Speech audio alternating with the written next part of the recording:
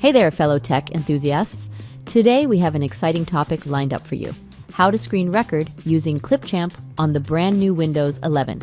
From recording software tutorials and gameplay footage to capturing video calls and creating engaging presentations, Clipchamp is your ultimate screen recording companion.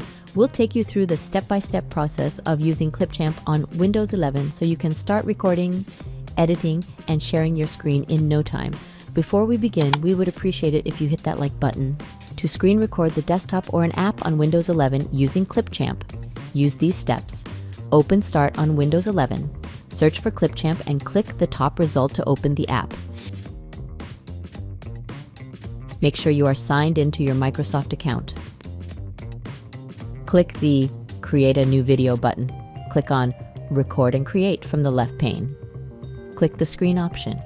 Click the Record button. Click the Tab, Window, or Entire Screen tab. Depending on the area you wish to record, select the area to screen record. For example, if you are in the Entire Screen tab, click on the Screen Preview. Click the Share button to begin the recording.